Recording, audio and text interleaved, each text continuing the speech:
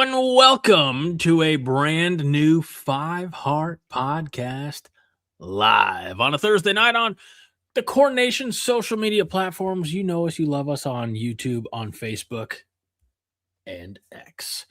Let's go around the horn, introduce ourselves. Actually, I'm going to do all the introductions. I'm Greg Mahachko. Right there is Minnie Hunt. And on the opposite corner of me is Fred Sacco. My friends, how are we doing this evening? Doing well. Doing fantastic. And what? Fantastic. Okay. Awesome. Did we have nice weeks?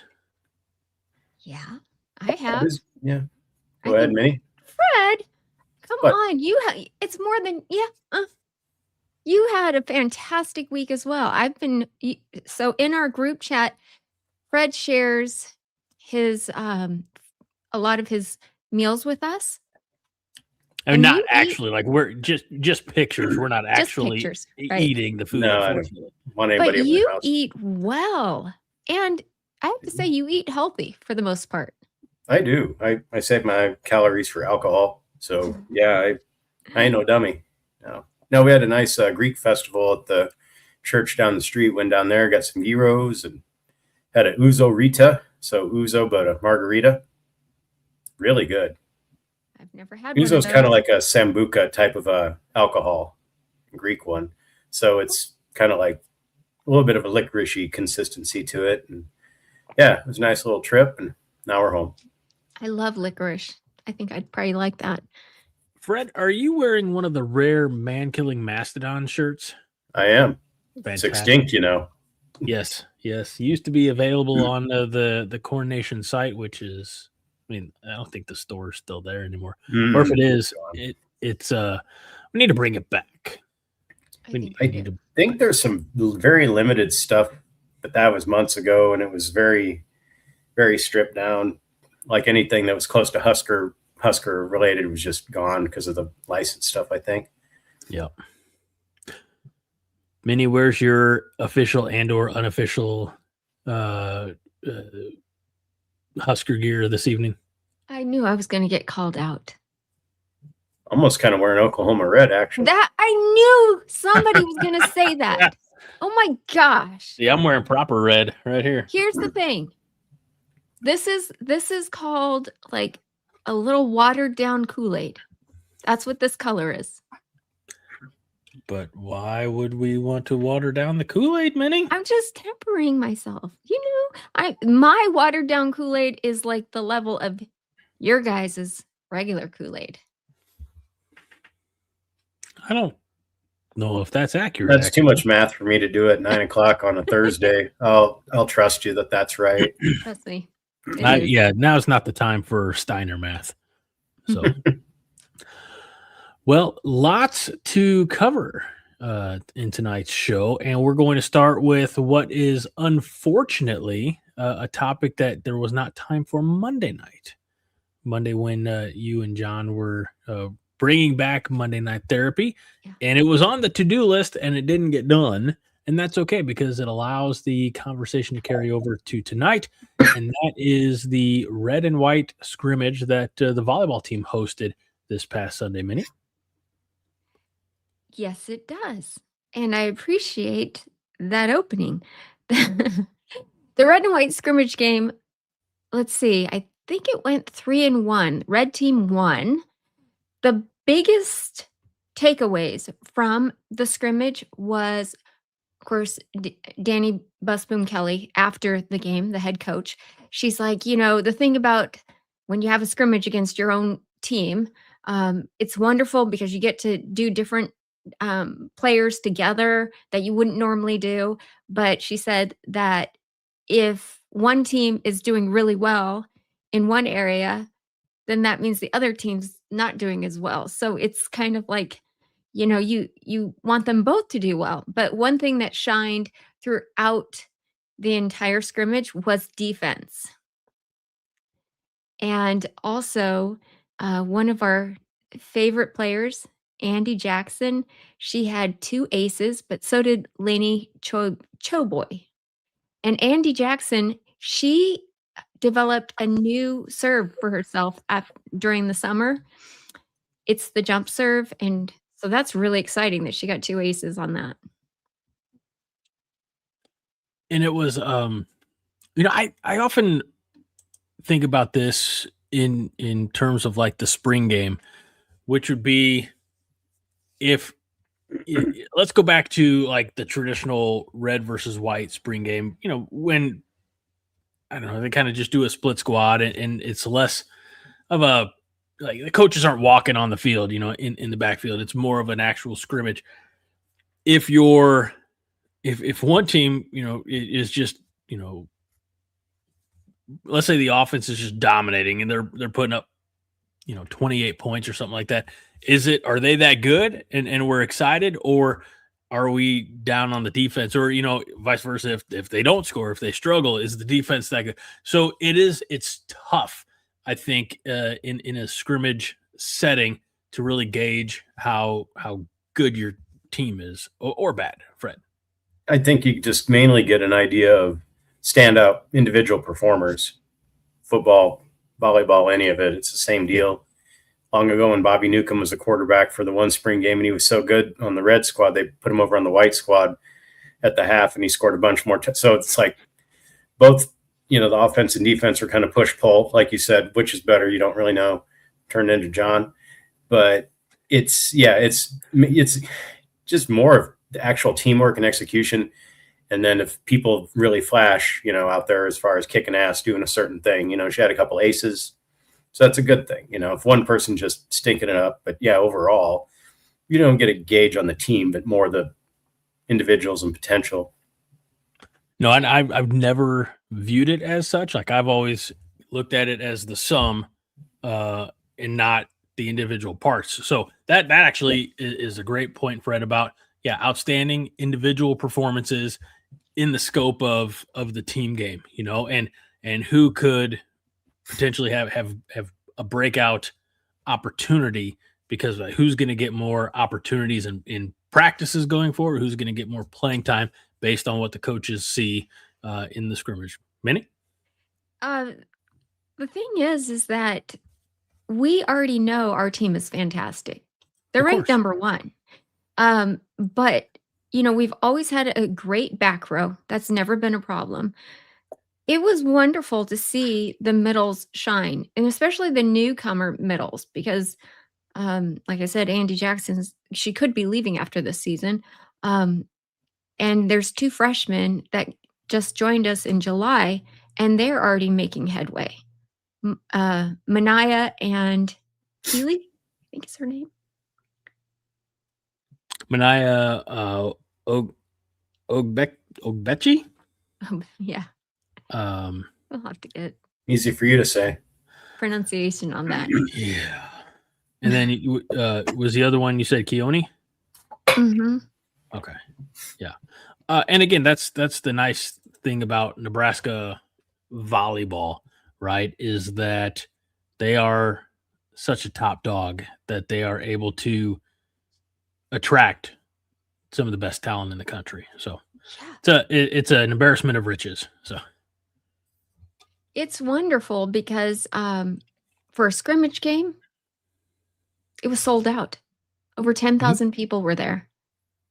And can you imagine the type of recruiting that you get to do as recruiting volleyball players? Your practices will be sold out like that. Your possible NIL deals will be, they're getting better and better every single year. And it's funny because when, Harper Murray and Bergen Riley and Andi Jackson, when they were freshmen, the NIL deals weren't good, especially for volleyball players. Now there's all kinds of money to be had. And that's not only the money aspect of it, but I had a good point and a fantastic addition, and it just escaped me. Well, another point too, going back to just the overall play, you kind of know what you're getting with the veteran players. So then it is the time to see the backups and the freshmen, like you were saying, to see who, it's like NFL preseason. They always talk about that too. It's like the games don't matter for your Drew Brees or your, whoever top stars. It matters for the guys that are trying to make the roster or move up. So it's the same with the volleyball. It's like you see those freshmen, you get to see what they can do in a, pretty tough, scrimmage type of situation. So it's nothing but good from that end too.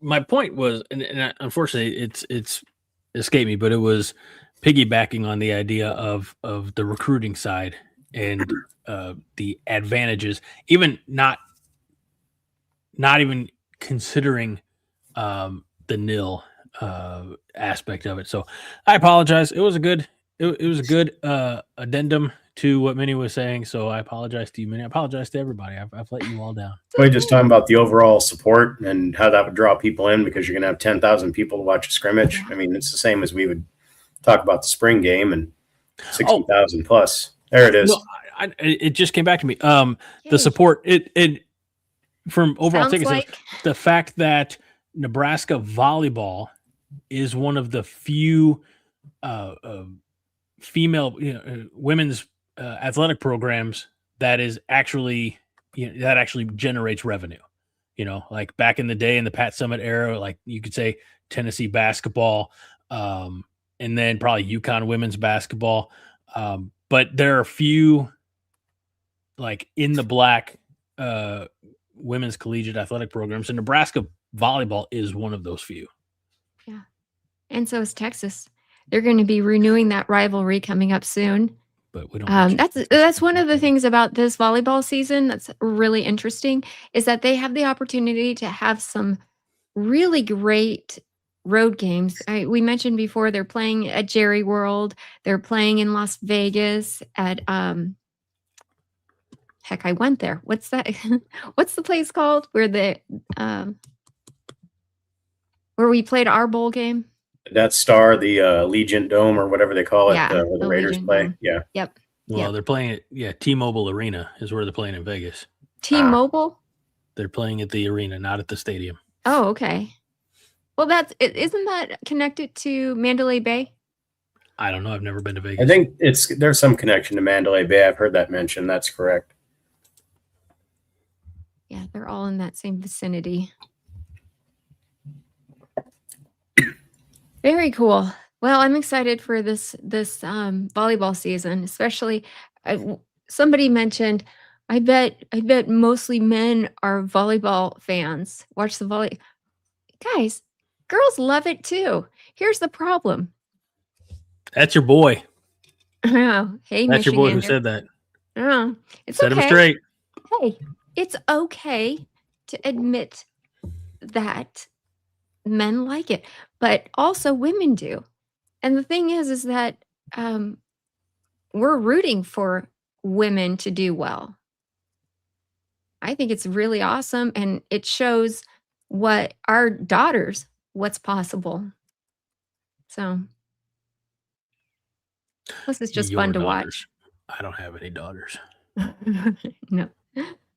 There's just Fred. What about me? I don't have daughters either. I got 2 dogs. Both male. Yes. Yep. Marines outnumbered. That's the way it works over here. Yeah. We don't take no shit. There you go. So, and I know you were supposed to, because I'm mentioning it now because we mentioned it last week. You were supposed to have an interview with Andi Jackson yesterday, but that got postponed because they had an emergency team meeting. So hopefully there's nothing critical in the team meeting. And but hopefully that conversation gets to take place. Next week. It's supposed to take place in the morning. I have to wake up early for this. It's the only time that she had available. So yeah, I grabbed it. Question for chat, because I know we have a lot of volleyball fans in chat. Any questions you would like me to answer or ask Andi Jackson tomorrow morning? I thought you had a pre-approved list of questions that. Oh, but I'm going to see if I can go off script a little bit. He's going to go for some gotcha questions. No, And this is I the would last time we get I would never do that. invitations for interviews. I mean, with every interview like this, that you have to kind of give them in advance things that you will talk about. And it's okay. Like towards the end, if you have a good like interviewee, they'll let you slide. They'll probably bring up other things. So all right. Do your thing, chat. Come up with questions. Chat, give Minnie 3 questions that we can, take a general consensus so that she can ask Andi Jackson these questions. And then again, I just have a feeling it may be the last time this opportunity presents itself. Because when you have a limited window, you have a limited time available. You have a limited amount of questions, and they're going to want to get the questions out there that are pre-approved. So it'll be fine. It'll be fine. You know what? I do. I agree. We all believe in you, Minnie. You can't handle the truth. Just go rogue.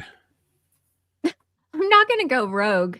You say rogue or vogue? Oh, okay. Rogue, I'm not going to go rogue, but oh, Greg, I wish I hadn't have done that. Oh, that's a great question. Nebraska's strong. See, I knew you guys would come up with some good ones. I knew it. He says, here, can you click on it or do you want me to? It. Okay. He says, ask Andi Jackson, what did John Cook tell her that convinced her to commit to Nebraska? The thing is she is from Brighton, Colorado, which is kind of like right, if I'm not mistaken, like right on I-80, right? Asking probably. Me? Yeah. I mean, it's. Yeah. So it's like not that far of a drive home. Maybe that. But yes, I will ask her that. That's a great question. Ask her if her height of 6'3" is like, legit, or if they, put some lifts in the shoes to make her more intimidating on match day. I'm kidding. Don't do that. You have seen her jump. When she jumps, her knees are at the net, the bottom of the net. It's insane how far. Isn't that how everybody is? Ha. No, I know when I'm almost as tall as Andi Jackson. When I jump, my knees are into the net, and then I follow into the net, and then they have to call the ambulance and take Greg away. Oh, okay. Oh, I-80 doesn't go through Colorado. What is the highway that you take from Nebraska all the way through? It's been a minute. I don't even remember. All I remember it's 8 hours from Omaha to Denver is about as much as I recall. Interstate 70 goes through Kansas and Colorado. Maybe that's it. But yeah, I-80, that's a good point. Vince would know. It goes through the southern portion of Wyoming. Oh. 76. Double Dana says. Yes, we're getting a geography lesson tonight. I live here and I don't know. What are you going to do? There'll be a quiz later. Fuck that. No quizzes for Fred. All right. Have we pulled the taffy as long as we could on the volleyball? Yeah. Taffy's been pulled. All right. So. Well, let's move on to football. And I don't know about you all. Well, I guess let's start with the chronological order. The player who joined Nebraska this summer and left Nebraska this summer. Earlier this week, Nebraska parted ways with running back Tyke Hayes. Oh. Playing sound effects, is that Minnie? That is. Tyke, we barely knew ye. It's interesting because we talked a little bit about it on Monday, but I didn't bring up the fact that, Penn State didn't want him either. The transfer portal. So, I wonder if this kid just has kind of issues and we weren't aware of it when we got him. On that thing that Holgerson said about, I don't know if he knows who I am or where he's even at. And then he's gone a couple days later. I mean, that's pretty indicative of he probably thought he was some kind of space cadet or just wasn't with it or thought he was bigger than the team, perhaps. I mean, I have no idea. It's just speculation. But when a coach says something like that to the effect of he doesn't know where he's at, meaning he doesn't realize maybe there's a certain standard we have and he's not meeting it, perhaps. 33 days. Wow. 33 days he was with Nebraska. I believe that is shorter than, let's see if I can remember this. Is that shorter length of time than the marriage of, I don't know, some celebrity wedding from 20 years ago? Like Britney Spears married to somebody for 84 days. She married that guy in Las Vegas, and it was annulled. That guy. Nobody knows his name. They got married in Mandalay Bay. It was somebody. Yeah. Yeah. They got married where the Raiders play next to Mandalay Bay, and then the volleyball game happened. Good one. You know, it's he was part of the 2025 recruiting class at Penn State. He had 14 Division I offers, including Ohio State and Tennessee. At the time, a former 3-star recruit from Aliquippa, Pennsylvania high school. So, I don't know. Who knows what it's going to look like for him? I would say politely, respectfully, no longer my concern. But I do think it's funny that he was with us for such a short time. Yeah, he wasn't the linchpin of the operation, right? He was a guy that we hope maybe would do something, but we still got a bunch of running backs. It's not like we're gonna go, fucking sink because this dude's gone. Yeah. Never mind me, says rumor is he got into a fight with another running back on top of all his other BS. Again, that's just rumor. We don't know. I would say at this point, it's all unconfirmed. So goodbye, anyway. Tyke Hayes. We hardly knew ye. Nice not knowing you. And apparently nice not knowing your coach. Yeah. Which, hey, may that be a cautionary tale to any player out there of any sport at any level is if you want to stick around, you should probably get to know the people above you, the people, like your coaches, things like that. So, like, you don't have time for that. Like Anthony Calandria, that was what he spent. As soon as he got here, that was the first thing he did. He learned everybody's name on the roster. Then he developed a personalized handshake for every single person. How do you do that? That's why he doesn't need a wrist thing. Some Rain Man kind of shit going on right there. Yeah. Everybody's saying how quick he is. Well, it's pretty obvious. What? Perpetually indignant says rumor is that Tyke thought I-80 was in Colorado. Okay, I need this now. Thanks. Here's the thing. That's enough, everybody. I don't know the roads necessarily. I know it's like it starts out at 10, I-10 down in the south, and then which we have going through Arizona, 20, 30, and I know it goes up from there. I don't know. 80 makes sense that it would go through Wyoming. Now that I'm thinking about it. I live here and I don't know, so throw it on me. I don't care. Yeah, usually half drunk in the vehicle because I'm riding to Colorado the whole 3 times I've ever been. But yeah, it's Fred's fault. Thank you, Fred. Hey, I got broad shoulders. I appreciate that. And they're starting to droop, but I still sorry.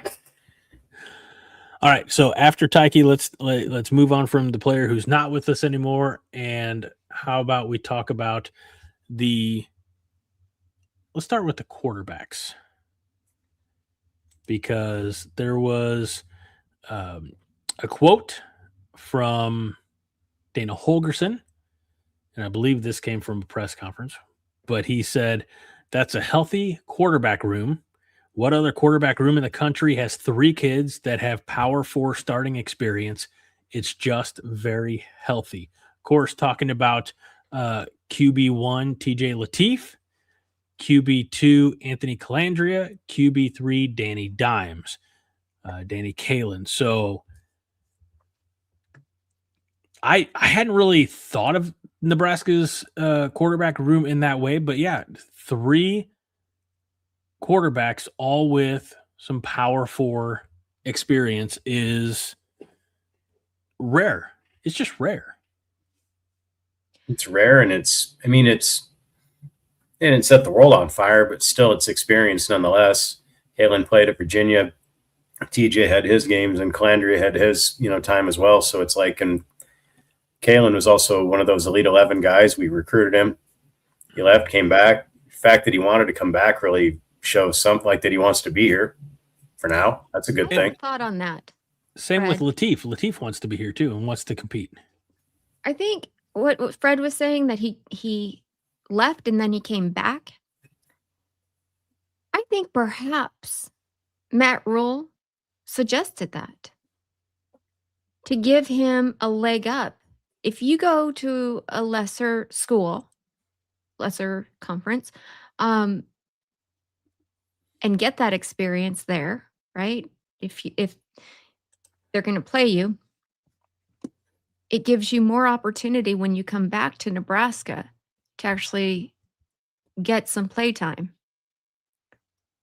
Matt Rule has said, I'd rather take a guy with 2 years experience in JUCO than, just have a brand new freshman. No, it's night and day compared to last year, because we had Dylan, and Dylan probably got the bulk of the reps in practice. Mhm. Obviously played the lion's share of the games. And then you just kind of didn't know what you're going to get with Lateef. And then after Lateef, who was even number 3? Gramstad, I don't even remember. Or Harburger's a tight end by then.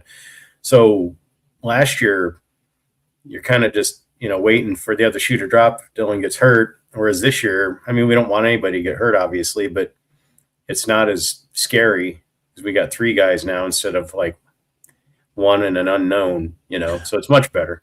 That's what Dana Williams was mentioning here. There will not be a lot of drop off if someone goes down. So, and we know that Lateef is a more mobile quarterback, than what we're accustomed to. Let's say, I don't really know if Kalen's more of a pocket passer or if he's more dual threat. I know his stats last year, again, limited time. He started in 1 game, right? Yeah. Started, I don't know about I thought he started 4 games at Virginia. Maybe not. I don't know. I can't remember. I think he played in 4 played games, but he started in 1. If you look at the stats, the one that most likely that he may have started could have been the William and Mary game.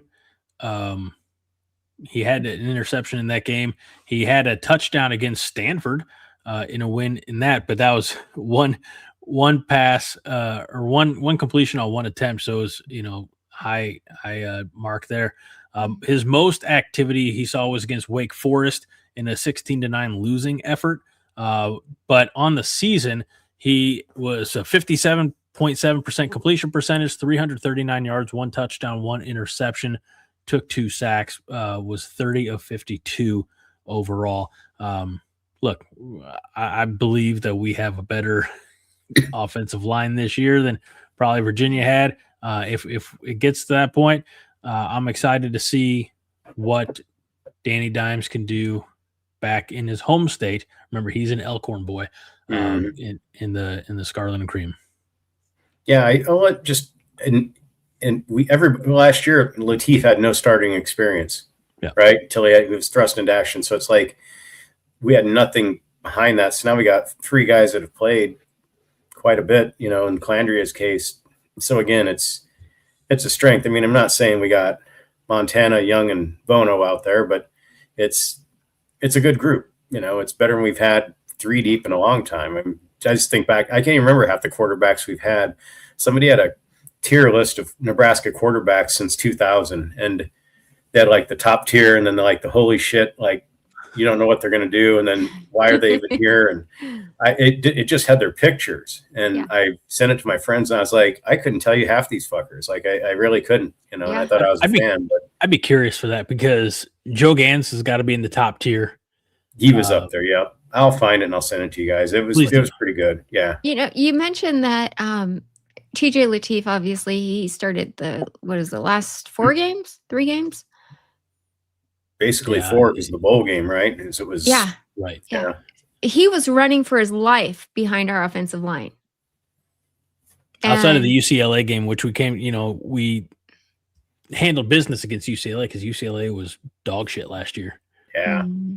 So even then, we didn't really put the dagger. We kind of did the usual pull off the gas thing, I think, a little bit, and it was close. I mean, it wasn't like we were in threat, but he looked good.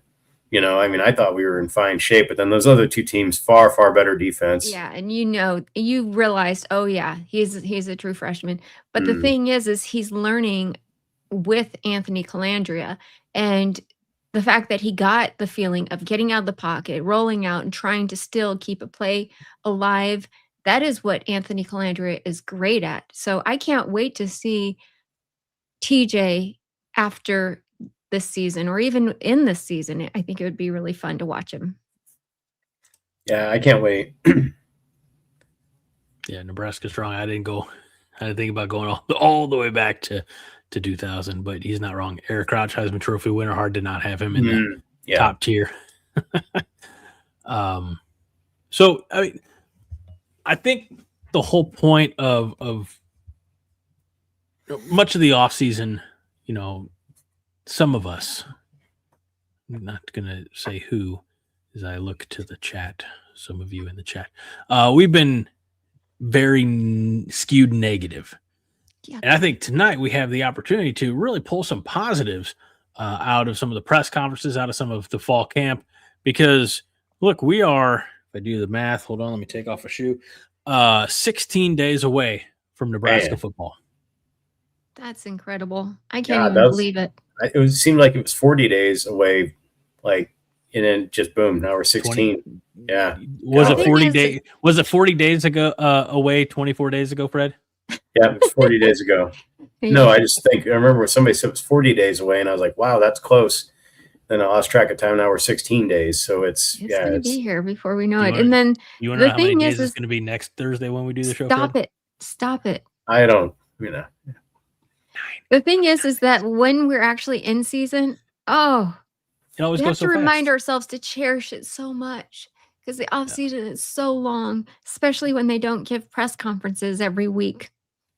See, the problem for me in the last, several years now is it starts off, well, other than Frost, but a lot of times it starts off okay, and then it gets to that midpoint, and we're out of contention for everything, and then I'm like, get it over with, because it's just kind of a slog, because we're dead in the water.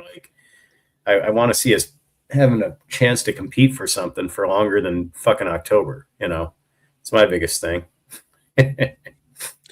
Yeah, I think the important thing is going to be, can this team play meaningful football in November? And then if they're playing meaningful football games in November, can we win? Because we have really shit the bed in November under Matt Rule. How about we just start the season strong? Find out what we have. Find out. I mean, we know we have a lot of depth. I want to see the depth that we have on the field. Those first 3 games, I want to see guys that maybe I hadn't even heard about. Dana Holgerson mentioned Keelan Smith on last Friday. And one of the reporters goes, "Oh, we haven't heard you mention Keelan Smith." He goes, "Because I've never mentioned him before. I've never talked to you guys about him before."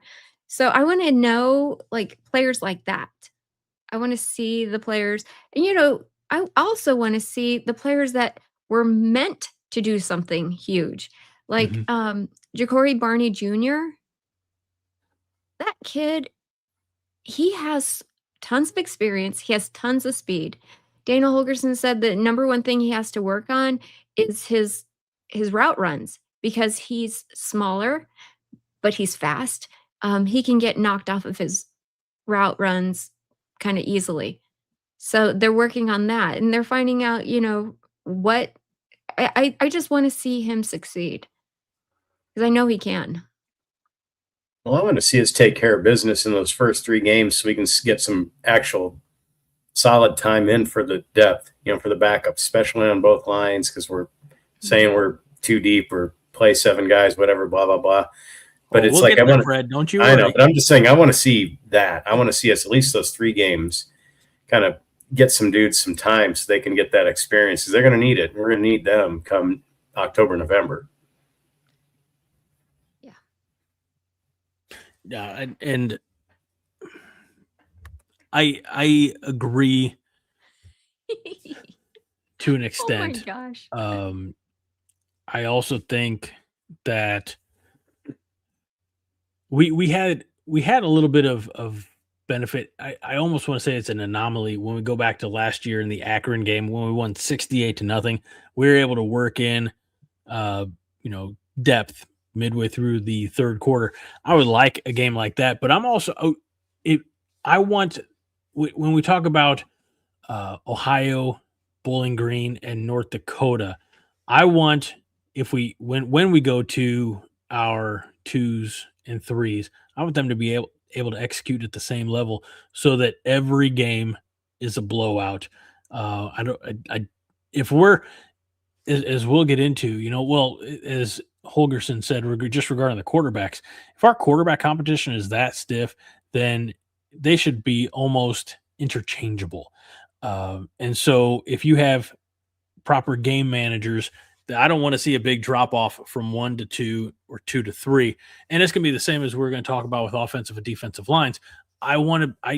Because part of me just still wants to exert dominance. And as I said before, put a boot on their throat and watch the life drain from their eyes. Yeah. Which right here, Nebraska Strong says, the first 3 games are meaningless. Well, obviously they're non-conference games, but they're not meaningless to the point where, 1, it's great for fans. 2, it's great to see the players that practice well, see how they play in a game. Mm-hmm.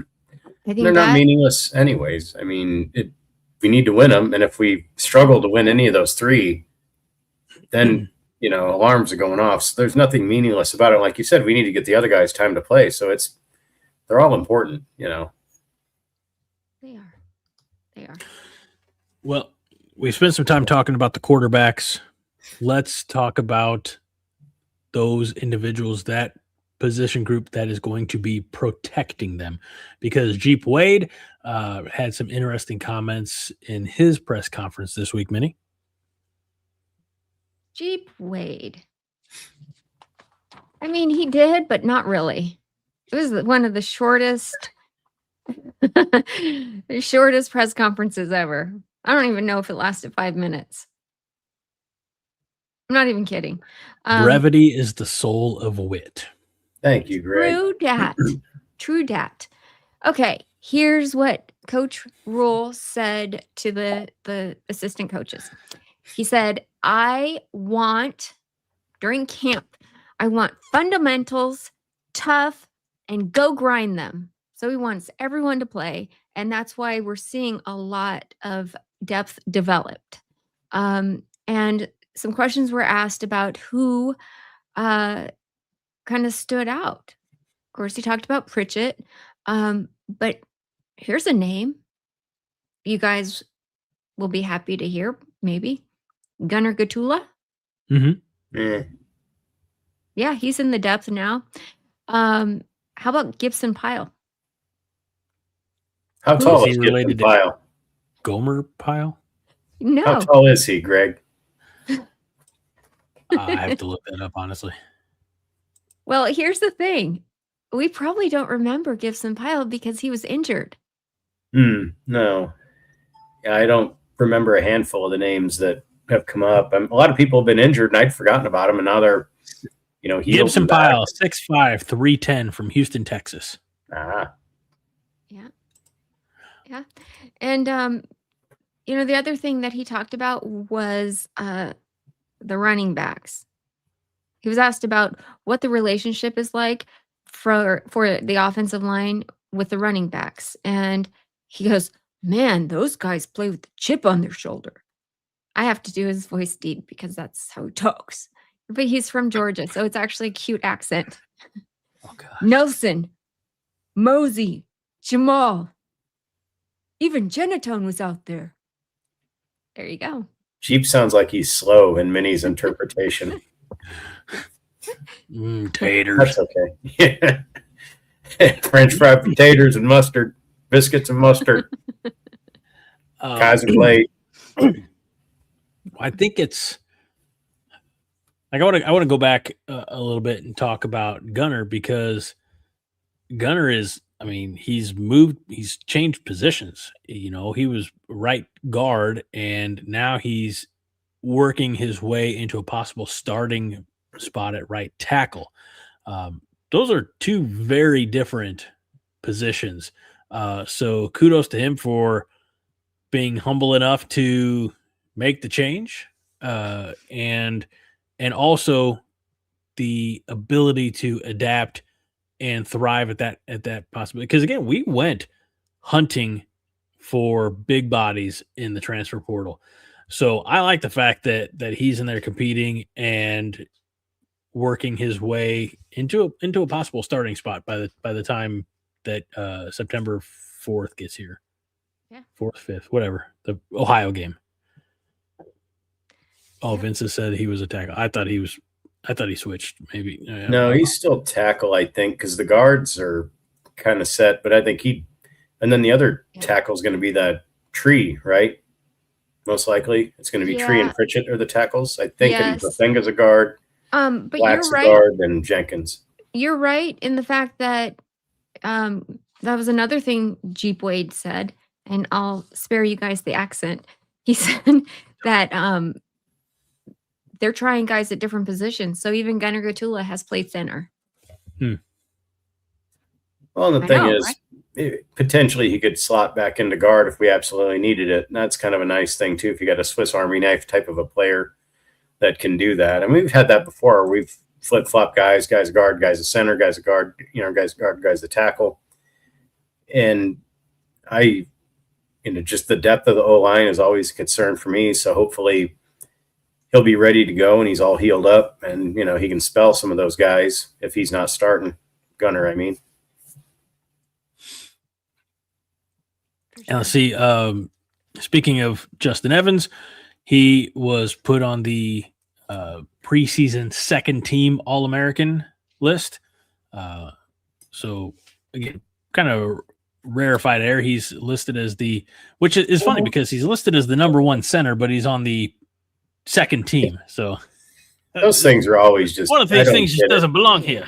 They don't make any sense. Yeah, I don't get how you do that either. It's stupid, but whatever. I mean, if he plays well, the recognition and the awards will take care of itself. And I don't know much about him. It seems like he's just kind of the lunch pail guy that wants to come in and kick ass. And I don't think he's hunting for those awards or whatever. I think he just wants us to be good. Mm-hmm. I remember it wasn't that long ago. He was left guard. And what as a veteran last year, I know he had the one personal foul penalty last year, downfield. He just clocked a guy. It was very out of character for him, but I also didn't mind it because I didn't mind, I think a center needs to be a little bit on the nasty side. So, I mean, it worked for me, but yeah, he's a smart football player. He's a leader. He's a quiet leader. But I'm excited for Justin Evans. And I hope he stays healthy, knock on wood. And let's keep that entire offensive line healthy and let it continue to grow and mature and meld together. So, one thing that Jeep also said, and I said he didn't say much, which is true, but apparently he said more than I thought. He said that the offensive line is never going to be perfect. It's never going to be perfect. And That's I not what I want love to hear from the offensive line coach. well, Ooh, you know why I fire like him. that? Here's why I Water like the that. bamboo. Get him the fuck out of here. That's why. Exactly that, Fred. Because you remember, I told you guys, I watched a Sports Nightly interview and Pot Roast, I can't even remember his name. Our old defensive line coach that went down and coached with Tony White, Terrence Florida. Knighton. Knighton. Yes, thank you. Terrence Knighton. He let it slip that the offensive line is coached basically like they're in the military. Those guys have to tuck in their shirts when they walk around, just even campus. So I felt like, maybe Donovan Raiola was maybe just too much of a perfectionist and not letting the guys play free, whereas Jeep Wade is letting the guys play free. And I think that's going to make a huge difference. Well, and he's a different blocking style too, because aren't we? What was Uncle Donnie? Was he where you just stand there and zone block, where we're going to be more like hands on now, I believe, and attack. So I thought you were going to say it wasn't Uncle Donnie, where you just stand there and let the defenders run past you. no, that kind of actually was. That was the scheme unintentionally. Maybe the bamboo hadn't been watered yet. Maybe we need another 6 years of getting the actually perfect line out there, but who knows? He's gone and we're a lot better off. So yeah. Fuck it. When you talk about upgrades, that was, I think, the biggest upgrade on the coaching staff in the entire office. Like if everything else would have stayed the same, but you replace Donovan Raiola with Jeep Wade, you're still in a better position. I don't think so, Greg. We needed some major overhauling.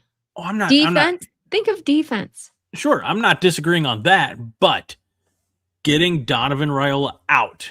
Yeah. Talk about addition by subtraction.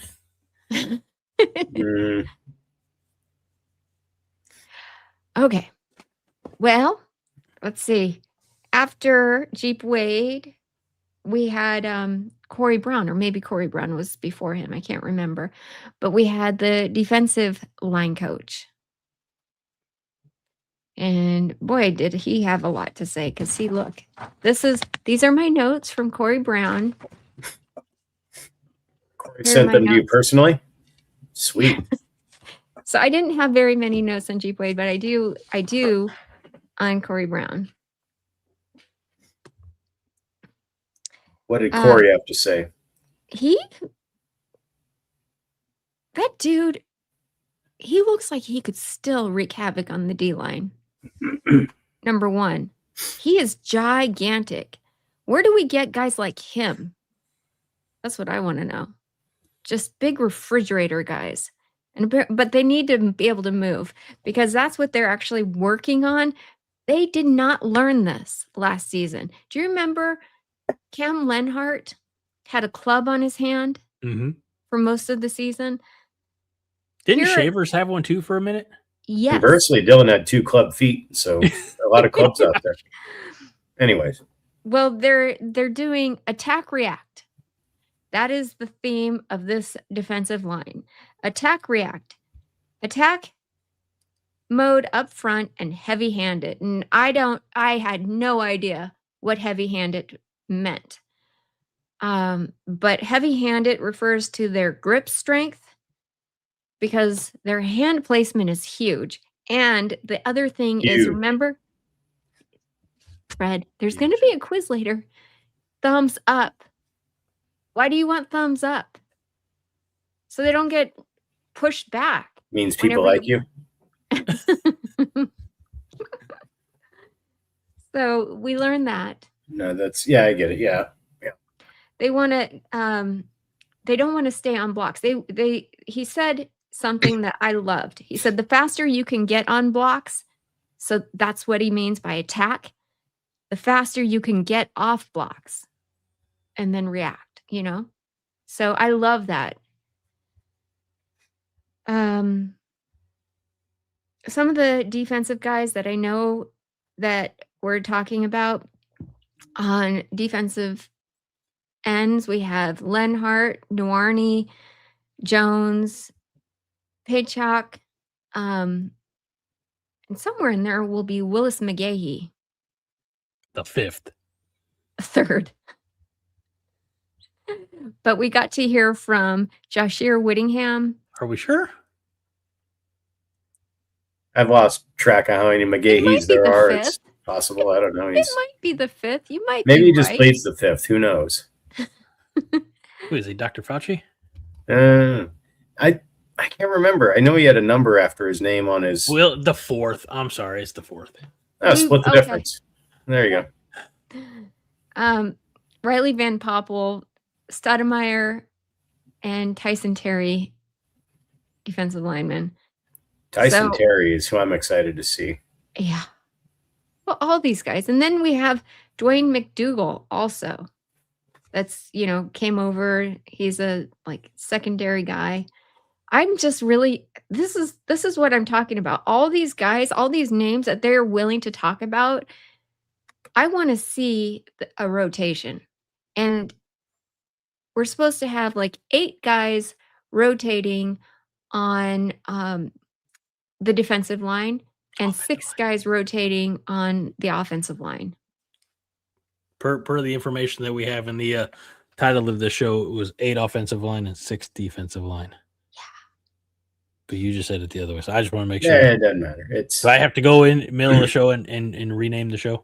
Oh, what did I say? What did I say? You said 8 defensive line, 6 offensive line. And a partridge in a pear tree. 5 golden rings. 4 McGahees.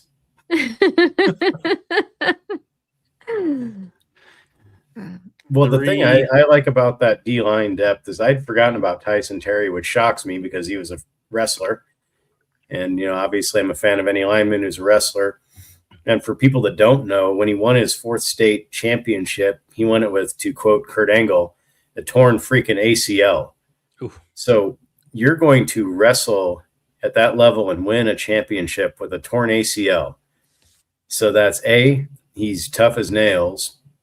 And B, he's so skilled, apparently, or just knows how to mask that deficiency to fend off people and still win matches. So that's a guy that, once he gets on the field here, I think he's going to be a mean motor scooter because he's going to be tough and want to just crush people. And again, the wrestler's the footwork, the hand placement, center of gravity, knowing where everything's at, it lends itself to the D-line. I mean, O-linemen that are wrestlers are great too.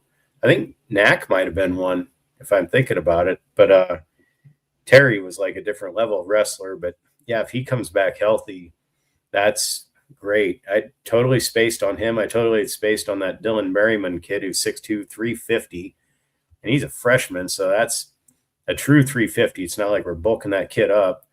So we just need that fat fuck in the middle to cover the grenade, like Kevin Green used to say in the old Steelers defense. We need the guys that clog it up. So Martinez is. I was thinking that one too. Yeah.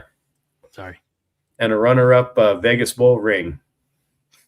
And a rule hosting another podcast. Womp, womp. Thanks, Vince. Okay. I appreciate that we were all able to round that out. That'd be something. That was something. That'd be something fun for the holidays. A Nebraska 12 Days of Christmas. Okay. Ooh, I'll have to work on that. Sounds good. Since we're not going to have any more 5 Heart Theaters. Well, who said that? I said that. I don't know. This is news to me. I don't know.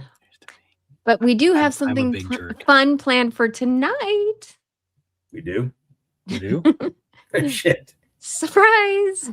Oh, boy. Do you have a production element to cue this up? Me and Greg got to be able to vamp and improv then because I have no idea what's happening next. So I'm glad I got another beer down there on the floor ready to go. Keep me rolling. I'm drinking water tonight. Water's for quitters and sissies, Greg. Thank you, Fred. Okay. Oh. Yes. Nwaneri. That guy seems like he should be the next big thing, honestly. The height, the speed. I don't know what happened. I mean, last year, I think it was just, as Haas would say, coaching malpractice, I think, hampered that dude and a lot of guys on that defense, especially the line. they didn't have a chance the way it was schemed. Right. I mean, that's a name that we almost forgot about, you know? Yeah. He had that one interception, right? Or fumble recovery, whatever. And then kind of that was it. Yeah. So, but again, when we're talking depth, Williams Nwaneri, is that right? Yeah. Williams Nwaneri, yep. Yeah. I mean, he's going to be big element, I think. So Husker football has started this new thing on YouTube, the YouTube channel that they have. It's called Husker Connections, and it's what Damon Benning is hosting. And this last one, Andrew Marshall, excuse me, and Williams Nwaneri was there. And that guy, oh my gosh, his neck is gigantic. It's like this. Good. Yeah, that's what we need playing on the line. So now we're talking about neck circumference instead of knee circumference, or are we do we like both? Well, we need both, Greg. We need both. We do need both, but it's, I mean, wouldn't you say defensive linemen, they got to have a fat neck? Not fat as in, you know what I mean? But like thick, muscular. That, and then like they shouldn't be able to tie a tie because they shouldn't be able to like button the top button. That, and then the John Madden used to call it like if the back of their head let like fat rolls, and he said it'd be like it looked like a pack of Franks. You know, all circumferences matter. Yeah, if the back of their neck looks like a pack of Franks, you know, you need that too, like those rolls of fat. And yeah, I have plenty of rolls of fat, just not on the back of my neck. Yeah, I know. I saw myself in a full-length mirror the last time we went on vacation, and yeah, I look like a melted sundae. It's not pretty. That's just all right. What's the fun surprise that you're springing on us here at the last minute, Minnie? Or is it for later in the show? Yeah, because we still have special teams to talk about. Oh, there's no jumping ahead. Well, no jumping ahead on 5 heart. There's no crying on 5 heart. Can we jump back a little bit to the future? Hit some of our starred comments. Well, yeah, like hopscotch. Yeah, we'll do a little hopscotch. Or jump rope. Husker Chuck said earlier, how many SEC teams have that color? A&M, Alabama, Arkansas, Mississippi State. Someone else mentioned Oklahoma. Of course, Boomer Sooner got mentioned in the comments. Yeah. So we appreciate that it is a shade of red. Well, I'm so glad that I even though it's did that right. One, but that's okay. We'll let it go. I know, you guys. It's okay. Anthony, Nebraska Strong has a question for everyone. Over or under Calandria with 9 interceptions for Nebraska in 2026. He went on to say that Calandria has never thrown less than 9 interceptions, 9 interceptions twice, and 11 interceptions once. And I believe it was 9-11-9, something like that over the last 3 years. So yeah, well, his offensive line last year wasn't even very good. So he should be used to. He was able to rake some major stats. I wish I had them in front of me. I don't know why I don't. I was actually going to write those down for tonight, and then I was like, everybody already knows these. Do you need some Anthony Calandria stats? 31? No. Was it 23 touchdowns and then 10 rushing touchdowns, I want to say? Something like that? Yes.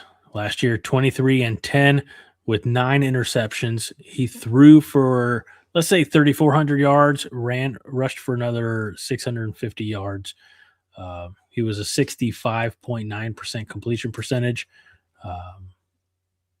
So was sacked 26 times last year. I think Dylan was sacked 26 times in the game against Minnesota. You're welcome, Minnesota Tony. He was. I think in the first half. Yeah, it was rough out there. All the Bisquick all over the field. It was terrible. There was some further discourse in the comments about, his style of play can tend to lean towards more interceptions when he's throwing on the run and things like that. Is it worth the risk? Is the upside enough? His style of play also leads to more points per game. Sure. So, yeah. I would yeah, definitely say. Riverboat Gambler. He was 17th in the country last year in passing yards and tied for 32nd in touchdowns. I'm not going to look to see what Dylan's was. I don't think, did Dylan throw 23 touchdowns last year? No. Feels like that's, I feel it was right. It was in the 20s, I think it was, Okay. maybe. I think it was in the 20s. Yeah, I think it actually was 23. Sure feels like it. But he definitely didn't run for 10. He didn't run for 10 yards. He ran for 10 yards when we needed 12, but that's a story for another day. Honestly, I don't know what people's thoughts are. It could possibly be the over 9, just because if we get into some situations where the games we're behind a little bit against some of those tougher teams right there, we're throwing a little bit more. There's more opportunity for an interception. I think perhaps he could hit 10 or 11. I don't want it, but I don't. Yeah. I'd love it if he had 9 or less. Shit, that'd be great. But here's the thing. He will do better if our wide receivers can catch his passes. He's a better thrower, passer than Brendan Sorsby by far. And how many interceptions did Brendan Sorsby have last season? I'm on it. Thank you. Vamp while I look that up. Whatever it was, Dylan bet Sorsby bet the overs on that so he could, cover his Eastern European crypto gambling bets. Probably. So last year he had 27 touchdowns, 5 interceptions. Okay. Sorsby. Oh. He had a pretty good offensive line. I mean, look, we played them. And we crushed them. We did not. We won by 3. That's not Thanks to crushing. a guy who's not even here anymore. Last year, Dylan had 18 touchdowns, 6 interceptions. Oh. And don't even tell us how many sacks. Shows how bad it got. I thought he had a lot better numbers than that. He only played. I thought he's literally 23-10 or 23-11. I don't know where that came from. Jeez almighty. It'll have shitty beers when we start getting beat. He only played through 9 games, right? Oh, that's true too. Yeah. So his season was cut short. But anyways, he wasn't going to hit that mark of 33 touchdowns at that rate. So we have higher scoring to look forward to, which is really, really important in the Big Ten. Well, the broken play stuff, we already talked about quarterbacks, but the broken play or the off-schedule play or whatever they want to call it, that's where Calandria will excel. And it could be the feast or famine. It could be the Brett Favre rocket ball thing where he gets a little too confident and thinks he can throw that ball through the car wash without it getting wet. Maybe he throws the pick. But also, I've watched his highlights. We all have. And, of course, they're highlights for a reason. But some of those scrambles, almost they looked like quarterback draws. There was a couple where he just dropped back and just ran through the middle, and a couple they bounced to the outside. So we'll just have to live with that. And I'm ready for that. It's not Jeff Sims careless with the ball. It's like purposeful, aggressive, trying to make riverboat gambler. Yep. Trying to make something out of nothing. Like he's gonna make it happen. It's never gonna be I don't think we're ever gonna be in a position where it's like he's running to the sidelines for his life. I think he's gonna always be going for those extra yards. No, it's definitely an upgrade. Let's see. There was a question in the chat earlier that said, what would be considered a successful season or something to that effect? Dana Williams said, win a game we're not supposed to. I hear that, Dana. Definitely. Please. Roger Moore says, beat Iowa. Also, yes. And Nebraska Strong says, Greg, although it could be addressed to any of us. The big question is, can we beat Illinois, Washington, and Iowa? And went on to say that the success of the season is going to come down to those 3. Could be the difference between a 6-win season and a 9-win season if we can beat Illinois, Washington, and Iowa. So I like how he leaves Oregon and Indiana out of there too. Well, I think those are more these being more of the swing, less. But this Less- is what drives me crazy with our speculation.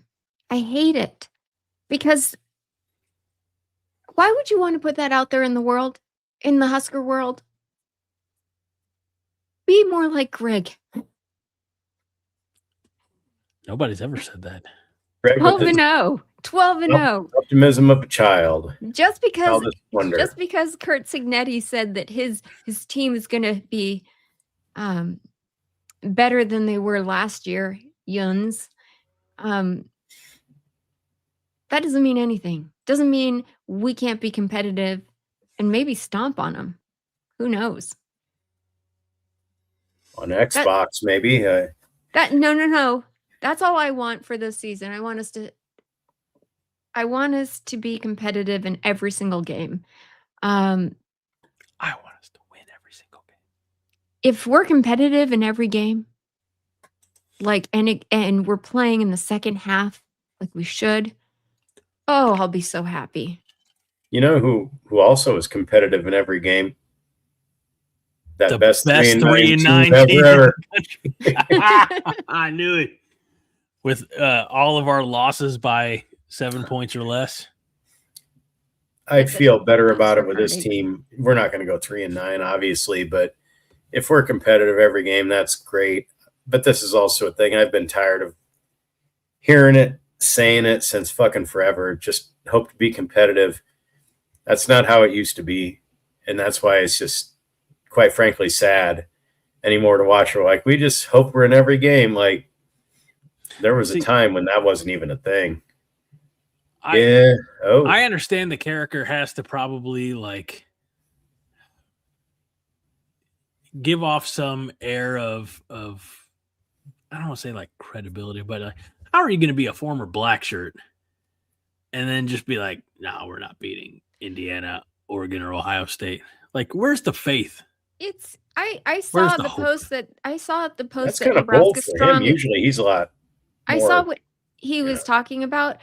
I almost clicked on it, in fact, but it said the official Husker prediction.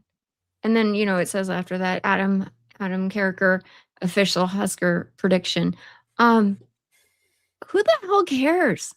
The games aren't played yet. I do not want to sit here and listen to what predictions are. I mean, any team can be beat on any given day. Maybe not Ohio State, but that's the only one. To me, the most important stretch is before the Iowa. You got your, Rutgers, Illinois, and then Washington on our blackout game. To me, that's the critical stretch because those are games that we should win. I mean, the percentages that came out at were 50.8% chance or something to beat Washington. They're rated, if I remember right. I don't know if they'll be rated by the time we play them, but that'd be a huge win. But if we could win those 3, get through those 3, and then we got the last 2 with the Ohio State and the Iowa, then we're in a lot better shape. But if you lose one of those, if we can't sweep those, then we're looking at the 7-win thing again, and it's just like, eh. So All I know is Ohio State won the national championship a couple years ago, and I went to the game there in Columbus, and they only beat us by 3. And that's when Marcus Satterfield was our offensive coordinator, and that's also when Dylan was our quarterback. Somehow or another, we can show up for games. Sometimes we've got to show up for every game this year. Every single game. That's what I want to see. And I think that's what you guys are talking about. Greg, you said you want to see them stomp on somebody's neck and watch the life drain from their eyes. I need them to put the boot to their throats and yes, watch the live stream. But here's the thing. I want to, so I know sometimes one of us rolls their eyes at certain references that are made of pop culture. I think I'm gonna make a reference that I hope everyone, or at least that individual, can appreciate. I'm gonna reference season 2 of Ted Lasso, when Roy Kent is on the panel for soccer weekend or football weekend, I guess, because it's England. He's talking about Chelsea and Manchester City, Manchester United, and he says they were being too respectful. I don't want Nebraska when it comes to Ohio State or Oregon or Indiana or whomever. I don't want them to be too respectful of their opponent. You don't play dirty. I'm not advocating for that, but come in and just be ready to kick their shit in. Like don't be timid, especially at Memorial Stadium. Don't think where of you're it going to have like Indiana and Ohio State. That's the point. Don't think of it as we're playing Indiana, the former national champions. Just think of it as we're playing a white jersey or we're playing a maroon jersey, whatever. And everyone is the same. You're going to beat the living hell out of every single opponent. Like Fred said a moment ago, like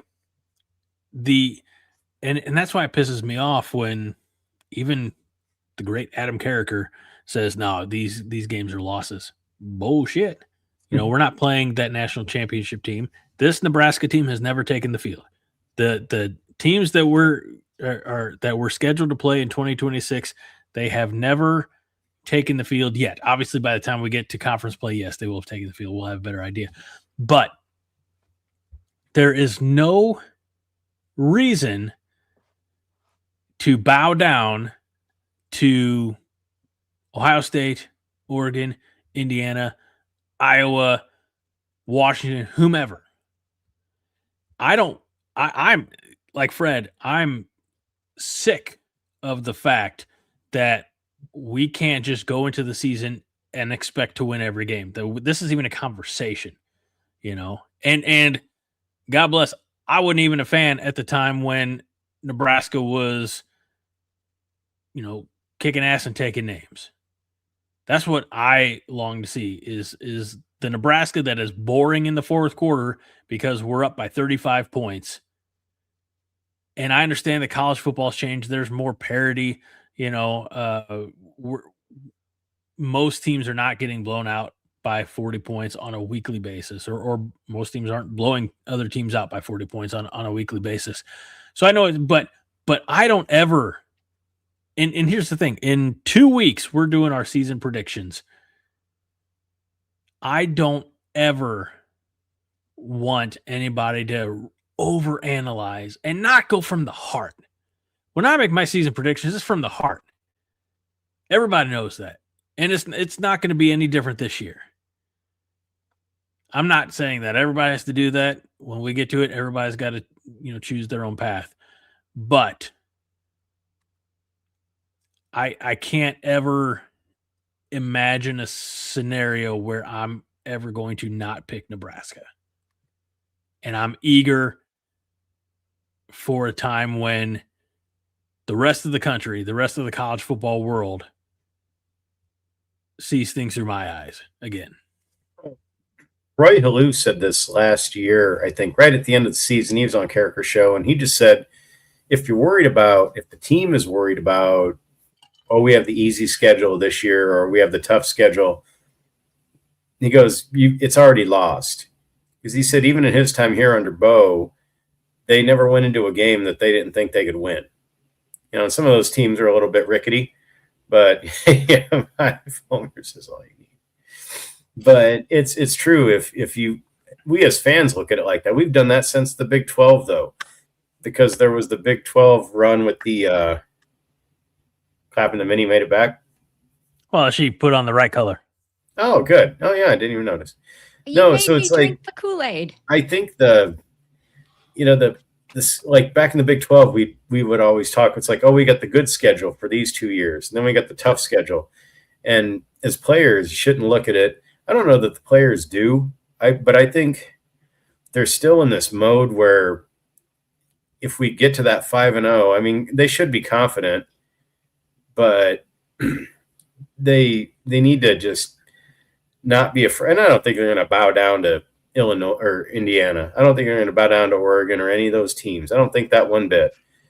But there's still that little bit of it. But also, there's the thing, and it's from the top down. Rule has said so many times, oh, gosh, the Big Ten's so tough. You know, every game could be, you know, a 3-point game or less. Oh, every week's a fucking struggle. Doesn't matter who you play. Like, he's got to say that because it's coach speak. But I fear that sometimes that bleeds into the players too, and maybe they just don't think they're just going to go out and fucking rough people up. Minnesota Tony, who has been following Big Ten football longer than most of us have been alive. I don't know if that's true. I honestly don't know how old you are, Tony. But says in the Big Ten, you get a tough schedule or a brutal schedule. So you're right, because I remember the Big 12 days where we get Oklahoma and Texas, and I think maybe Texas A&M all one cycle, and then the next year it'd be like Oklahoma State, Baylor Texas Tech, Kansas, you know, and so, you know, it was, you always had 2 years on, 2 years off, basically, is how it worked, you know, and honestly, I we'll mean, never get that now, you know. I remember who was it? Was it Rule that said, or Frost that said, you know, maybe it was Rule, the number of times since Nebraska's been in the Big Ten that we've played Ohio State versus Indiana, you know.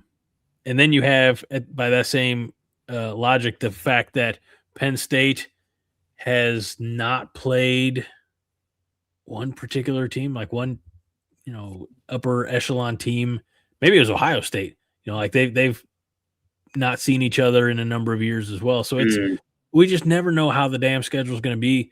But at the same time, we can't let the schedule dictate our performance on the field. Like, I remember this time last year, like, look, we better do something in 2025 because that 2026 schedule looks brutal.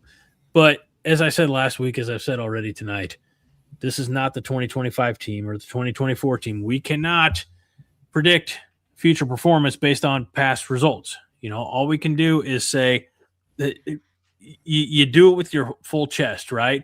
You throw your support behind this team because this is, if you're a Nebraska football fan, this is your team. Yeah. I mean, I guess it's fair to be critical. Certainly everybody can be, but here's the thing. I have watched the NFL for years. I used to watch the NFL for years. I even had like season tickets years ago. I never went to a game ever and felt the excitement that I feel when I'm at Memorial Stadium or even, you know, at an away game. Never in my life. College football is so much better. It's so much more entertaining, and the vibe is just totally different. I don't know how. I mean, it's just night and day. And I feel like we're just lucky to have college football. So let's be like real fans. And I wonder where we got all of our money from, because you realize we went and got 3 offensive linemen. We got defensive linemen. We got Jeep Wade. We got Lonnie Teasley. We got a defensive end coach. We got so many, and a new quarterback. How did we afford all of this season? Credit cards. We're in credit card debt up to our eyeballs. Corn prices are up. Vince says. I'm just saying, we bought. Oh, here you go. We got some money off the rolls. Yes, we know that. Well, between his feed bill and then whatever we were paying him, I mean, that's a lot. It was at the most, it might have been $3 million. That's not going to cover all of these other expenses. Like, we are spending bank. Pissed away a lot of money. Is American Express, Fred? You'll be, I think. Don't leave home without it. Don't steal home without it. Isn't that the one from Major League? Oh, that could be it. Yeah. I just remembered we have alcohol sales now. Maybe that's seriously one of the major things. That and using our stadium for other purposes. the multi-purpose thing is where I think they're going to start making some money to do, do some business there and buy players and whatnot. Yeah. Yeah, it's Somebody they got their says we're fingers not. in a lot of pies with a lot of the things they spend on it. Tell you what. Who's that? Judge, jury, and synthesizer says we're not spending enough. Agree. Okay, here's the thing though. Just get us in the ballpark. Give us a chance to be competitive. Give us a chance to make it to where we're winning or losing in the margins, where things we can fix, where we can go into any game thinking we're competitive. That's all that matters to me. Not that we have the most expensive roster in college football or that we spent the most on this coach or that coach. That shouldn't be a thing we should ever brag about. Yeah, you're right. Yeah. Yep. That's Texas Tech. That's what they do, They're notorious. For the most expensive stadium. Like, I love that we have the resources for our players. That is a selling point to get players to come here. That's an addition to, you'll get paid this much. Point of order real quick. TSD says, will we even beat North Dakota? Yes, because it's not North Dakota State, but we would still beat them because they're still an FCS school. So yes, we will handle business against North Dakota. Used to be the Fighting Sioux, and now they're the Eagle or something, Screaming Eagle. Yeah, Screaming like Trees. I don't know what the fuck. Something. By the way, they are a badass hockey program, or at least they used to be. They were perennially Frozen Four contenders. So, great question. Should we talk about special teams, since that's actually the next topic, and we kind of jumped into something else? Long snappers? Did somebody say long snappers? Roger Moore did at 10 o'clock. Guess what, Roger Moore? I'll be right back while you talk about your long snappers. Okay. We still don't know the long snapper's name. And isn't that a blessing? Nebraska has been blessed this season because we don't know the long snapper, and we don't want to know. Brett Maher. Mm-hmm. I said this to somebody earlier, and I feel kind of bad for saying this in a way, but on the other flip side of the coin, I don't. To watch Brett Maher give a press conference, I seriously want to take a nap. Compared to the Mike Eckler of last season, he got me excited. He got me pumped up. I wanted to go and, I don't know, start pumping iron at the gym or something. But Brett Maher is developing a special teams methodically. One of the things that I never realized is he said, this is how he's coaching it. Coaching teams are about field position. Punting is all about setting up the defense, and returns are treated as offensive players, which makes perfect sense because that's why. I mean, I don't think we knew what we were doing when Matt Rule first came here with Ed Foley. And then, to get Ja'Cory Barney Jr.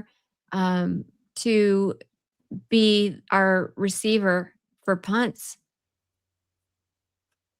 because he's an offensive player, It's just it seems like it's just so simple, I guess is the word, but also easy for people to understand. Firm yet yielding to the touch. I didn't read what that said, Greg. Oh. It said, James Foreman says, Mike Eckler was like a meth dealer that used his own product. Maher is like a Sunday morning sipping on a Cuba Libre by the pool. Okay. But we love Brett Maher. He's a former Nebraskan player, and he's had a lot of experience in all different realms of college football and professional football. And so I'm excited to see what he's come up with. He's not really, calling out any particular player. He said, of course, we all want to know about Archie. Archie is benefiting from his second year in American football. Of course, that makes sense. That's a duh. But he's just working on strong habits and technique. And I think that's what every single coach is focusing on in fall camp.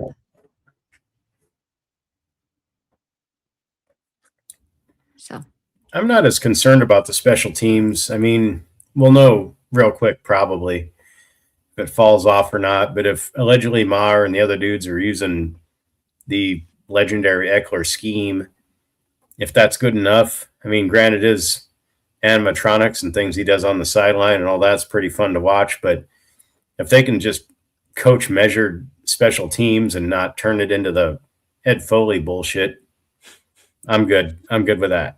So we haven't talked much about it, but I think I don't really worry about it as much as at first I did. I was like, oh, sky's falling. Eckler left, but then more realized it was like probably him and Rule Buttonheads.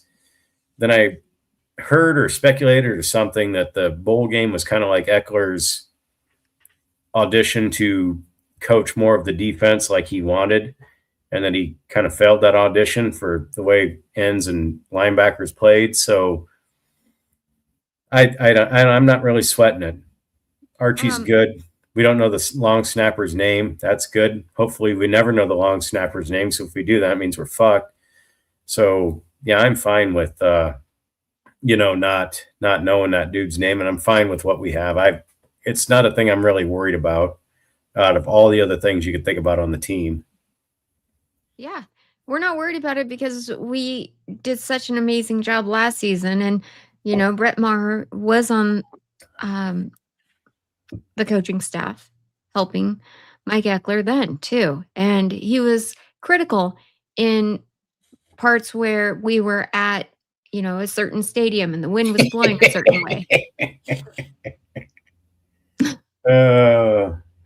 I left that alone. I figured somebody would get that eventually. That's great because it's another Dylan, and yeah, I'm happy with that. The thing is that he's intentionally fat for a good reason. Our linebackers are where we needed a lot of help, and so yeah, if Mike Eckler didn't have what it takes as the linebackers coach, Rob Orich coming in and helping with linebackers the way he is perfect. I see him in the practices, the ones that they let the media into, and he is there with Rob Dvorak right next to him the whole time, and he's yelling at the linebackers, and I love seeing that. Linebackers in this scheme, they need a lot of direction. I agree. Yeah. And it's good to see, again, cooperation, Mm-hmm. from the coaching staff as well. So, yeah,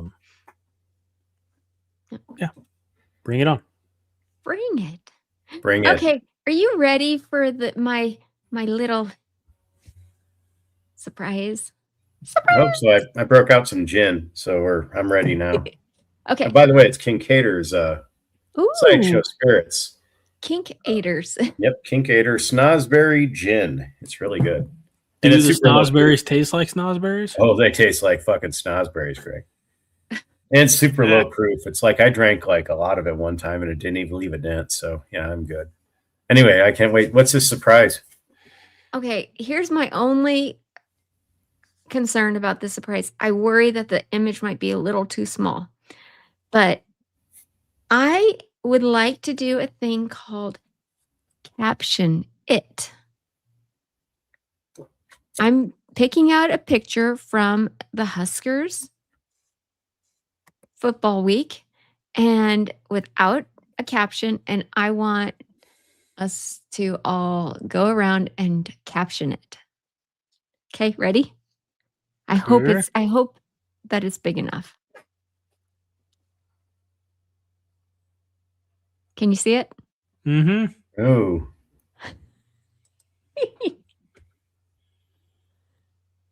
That's unfortunate. I'll go first. My eyes are up here. So I believe, because I made this full screen, I don't believe there's even contact there, right? Like it looks provocative, but I don't think. His arm's not outstretched enough to actually be Right. touching the groinal area. But that being said, my caption would be, hey, look, we both have our hands on balls. Ah, nice. Oh, Everybody Wang Chung tonight, perhaps. Throw it back to the 80s. Yeah, Tony gets it. Minnie won't understand this one because she didn't have. I was very surprised for 8th grade wrestling when I had to go get a physical and that happened to me. I didn't know what to do. That was odd. Very odd. yeah, Careful hand placement. Okay, so to be honest, here's how this picture popped up. No pun intended. I typed in Nebraska Huskers football fall camp, and scrolling through, this is actually a Instagram video, but this is what shows up on the icon, this picture. And I'm thinking, somebody didn't think this one through. Or maybe they just don't expect that the fan base is a little on the perverted side. I think they honestly didn't see it. They probably saw that guy's feet. He looks like he's about 1.5 feet off the ground, catching the ball. They didn't realize number 39 is, going in for that physical. Ball camp. A lot of good ones. Minnie is your idea, so I think you have to pick a winner. Oh gosh. And the winner, she'll pick the winner. I'll name the prize after you. Okay. You ready? There are a lot of good ones in the comments. I like pits. Is that my last car keys? Interesting, because I was going to say the winner gets 20 pit points. So it's going to award himself. That's where that key fob went. Hit it twice to find your car. Oh boy. Anyways. That was nice. I was wondering why this picture was down here. I was like, are we going to get to that picture? Is that I couldn't really tell what it was in the small JPEG, so I was like, I don't know what we were waiting on, but now I know. Knowing's half the battle, as yeah, Joe used to say. Pitt just remembered pit points last night. Better check your balance, Pitt. Yeah, I was gonna say, hopefully he's got a ledger somewhere keeping track of all the pit points. I know. His pit points has to look like Charlie Day on Sunny in Philadelphia. All the red lines crossing. I think that's gonna be the pit point ledger. I hope I'm on there somewhere. I know I got a few back in the day. Let's see. We have some starred comments. We were talking about how is Nebraska able to afford all of the players, and I don't know if this is because I don't know how the funds get distributed across what, and I also don't know if these types of funds can be used for things like NIL, but MPE says Nebraska got north of $70 million from media, Big Ten Network, Fox Sports, etc. So again, we were talking about how is Nebraska able to afford all these players. This was a theory, but again, I just don't know how these funds have to be distributed. So let's see. Scott Flaherty says, how long does Rule have to get the program into the playoff? If by 2030 there have been no playoff appearances, is it time to start over again? Jeez. Real good question. Huh. Is that a real good question, really? I think so. I mean, at some point if we get to 2030, that's 4 years away, and we're still slugging it out for 7-win and 8-win seasons. Perhaps it might be time to think about something else. Okay, here's what's going to happen by 2030. With Ooh. the way that college football has changed just in the last 4 years, there's going to be a super league, and we're going to dominate. On Xbox or PlayStation? Would you knock it off? Just Nope. Trust. I tried trusting the process back during Bo's era, and it never got any better. That's all I got to say about that. I would say it depends on what the seasons look like 28, 29, and 30. If we're still stuck around the 500 mark, then I would say you probably have to make a change for an advancement. Let's assume, Minnie, that college football looks the same 4 or 5 years from now as it does today, right? So we're still playoff. There's not a super league yet. Let's not. Even if there's a super league, I don't see how we're gonna just all of a sudden fucking spike up and because of our fan base. We're nationwide.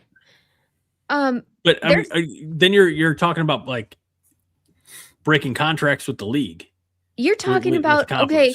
MPE just said that there was $70 million given to Nebraska for media deals, media rights.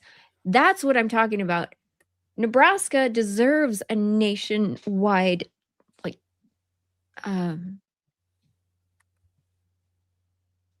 media rights. Like ZZ Top, we're bad, we're nationwide. Is that a song? I don't know. But I don't think, Greg, it's safe to assume that college football is going to look anything like it does right now. I'm just saying, let's pretend that it will. Okay, I'll pretend along. Let's pretend that the format for college football, for championships, for playoffs, etc., looks exactly the same. And I think it's already going to be different. I think they're expanding the playoff between now and then, or is scheduled to. But regardless, if you're 6-6 at the end of the regular season, I think, at that point, the buyout is down to a point where you can justify it. If you're 10-2, if you're in that Bo Pelini area of success where you don't lose where you win no less than 9 games, and you're not having outrageous sideline outbursts, I think you stay with Matt Rule, because again, going from where the program was at the beginning to where it would be at that time, I think that's very fair. People forget that Tom Osborne didn't win national championships overnight. And again, yes, college football is very different in the 21st century than it was in the 70s, 80s, and 90s, right? I understand that. Transfer portal and NIL and everything else. But at some point, you have to stop starting over. You have to have consistency. You have to let the coach, and assuming a coaching staff stays intact as far as nobody's getting fired and hopefully nobody's getting poached if they're successful, you have to, I think, let them build on what they have. Like, thank the good Lord that Charlie McBride, Milt Tenneper, they didn't, jump at the first chance to get out of Lincoln that they could. So I have one thing I need to say about that. Okay. Even if college football stays exactly the way it is right now, we have such a coaching carousel. It's never been like this. Sure. It has, every team every year can look completely different because of the money involved. Right. And I agree. I agree with that 100%. And that's why I say you can't judge the 2026 team based on 2025, But again, I think it's fair to say that if Matt Rule has Nebraska winning 9+ games a season, why would you abandon it? Why not give the dough a little more time to rise? Thank you. I was going to say levitate. I'm like, that's not right. Well, that's an interesting question in that Nebraska fans aren't that patient. Well, we didn't get rid of Bo Pelini because he was not winning games. We got rid of Bo Pelini because of the games that we lost were ugly ass losses. And at the same time, he was having outbursts left and right on the sideline. And the things like Jack Hoffman in at the spring game, and the faux Pelini bringing the cat out at the next spring game, like those could only repair so much goodwill that like he just ran out. He ran out of runway. And he's fighting the administration. That's a whole other. Do you say he was fighting? Wait, I didn't hear you correct because I was talking, so I apologize. Did you say he was fighting menstruation? Yeah, no. He's fighting the administration. Okay, that makes a lot more sense. Although there were many games where it seemed like Bo was cycling, but I think maybe you meant like unleavened bread, perhaps, Greg, when you're thinking about levitating dough, unleavened bread, perhaps. I don't know. Oh my God. That's a whole other thing. Greg is not with it tonight. Regardless if it's a super league or if it's the same thing that we're looking at now, if he's struggling to get 7 to 8 consistently, then it's, I mean, in 9's an arbitrary, 8 to 9, that's arbitrary, but at least you're somewhat in the hunt. And by that point, maybe there's more playoff teams and you get 9 wins and you're doing some business. But if we're still in this weird neverland, and it could be a different team year to year, but that's where we need to kind of have a paradigm shift and make sure we keep all the coaches and keep something in place to where we're doing the same thing, where we can build some consistency and stack instead of, oh, he micromanaged a guy out, or he hired a guy and he sucked and we got to get another guy. Yeah, it's like they need to like prove what they're doing actually works and build on it and have a foundation. And then we're in 2030 or whatever. But I just think if it's the same thing, if we keep getting to barely A7, barely 8, slopping around, I don't think he's here by 2030. That would be helpful too. Yeah, Vince, by the way, if you're just joining us in the audio version of the show, first of all, you're missing out on a lot of fun. But Vince Watson said need to get a winning record in the conference. So in Rostovsky, I'm not even going to dignify that comment by putting it on the screen. What do you say? No, don't do it. Okay. Do not do it. I have one serious question from the starred comments and one more fun comment from the we'll do this one first. Both, by the way, both of them are from. Hey, before we move on, this comment deserves to be highlighted. Nebraska makes any conference they're in better. It just happens. It's true. True. And this is not because I'm full of us. You guys know I like other teams too. I even like other conferences. I even like other conferences, but there's nothing like Nebraska and the history and our fans. I mean, if you were a big Nebraska fan, you would know that's not how that saying goes. It's not.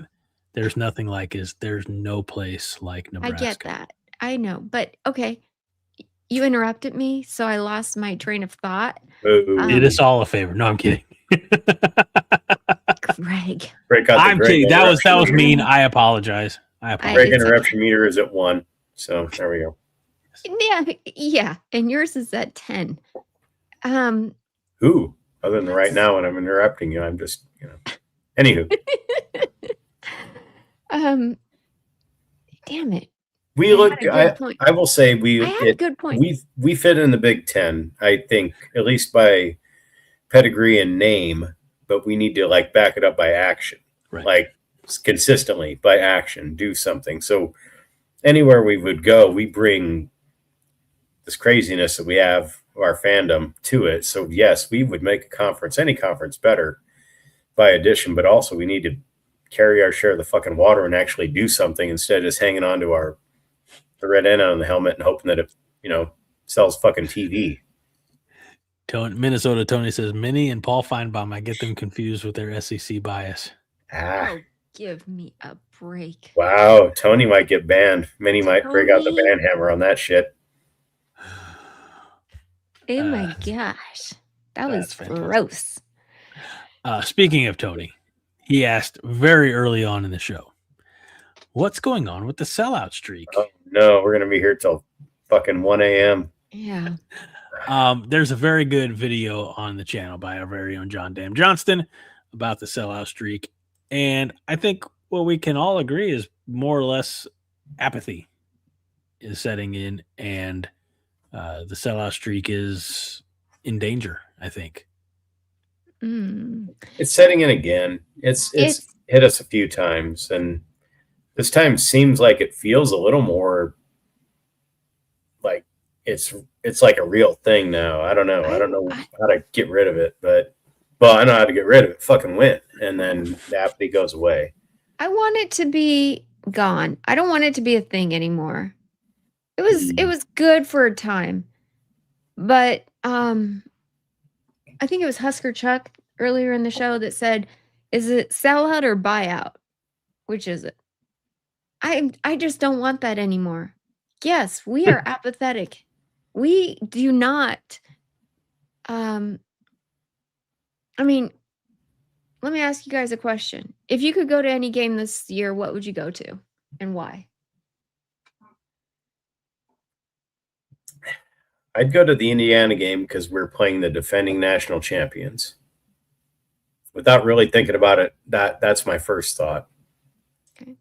Probably a bloodletting, but I would like to go to it just to see Signetti on the sideline, see his team play in real life. You know, I'm not saying he's Bear Bryant and it's best teams ever, but I would like to see that. That's my pick.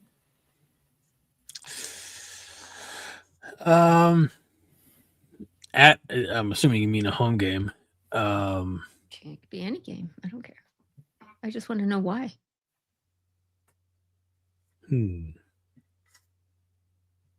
Greg wants to go to Indiana so he can see me in real life again. That's right. That's what it is. I'm going to Indiana. Lincoln. I am going to Indiana. Oh, that's right. Minnie's going to Indiana. Shit. I am actually eyeballing. It's some things have to happen, but I'm actually eyeballing going to the Bowling Green game. Not because it's Bowling Green, but because of September. One of the twins is very interested in going to a Husker football game this year. Nice. Okay, this is my point. I'm glad you guys answered the way you did.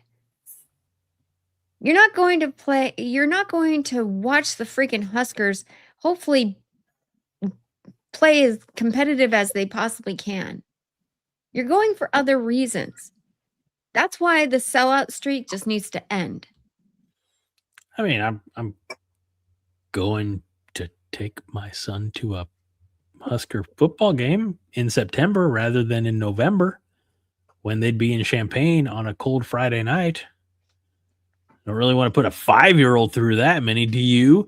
Do you want to put my 5-year-old son through a windy? I know how to get through it. Oh, I do. They make all these warmers, like hand warmers, feet warmers, body Feed warmers. him schnapps. he's 5. You could do that He's too. 5. It's not. My dad fed me schnapps when we were building our house when I was 5. Look how I turned out. Fuck. Exactly. I know. Cautionary tale. Respectfully, lovingly to Fred, do you want Robert? No, I'm kidding. Yeah. But I don't want the streak to end because it's not. I mean, everybody's already said in the comments, Rostovsky said it's been dead for a long time and all that. And I remember back even, I think when Callahan was here, there was talk of First National Bank was buying blocks of tickets. We're talking way back to 06, whatever the fuck. I just don't want it to go away because it's a nice mythical thing. They always say it before the game. It looks good. It's part of our brand. I've seen other people, and John talked about it in his video. Spoiler alert. It's like, well, if people quit showing up, then they'll do something. But it's like, fuck, they're going to do. You know, the only time that it really seemed to matter, and it wasn't the sellout streak, but it was the Okie State game when Billy C was here. And it was homecoming. And we were down 38-0 at half. And the stadium emptied out like a motherfucker. And my friend Jerry Morrow, that's sometimes in chat, went to that game, and he commented on the Travis Justice and Zadiska show, and he said In all my life, I never thought I'd be able to stretch my legs out after the second half of a Husker football game. Then it was like a week later, Steve Peterson was gone, and then we knew Callahan was going to go. I don't want it to go just because that's like one of the few things that those pieces of shit that fucked up our program did not destroy. So let it be a mythical thing. Let us talk about it. The media can do whatever they want to and shit on it. People can be edgelords and shit on it or say it's got to go because we need to prove a point.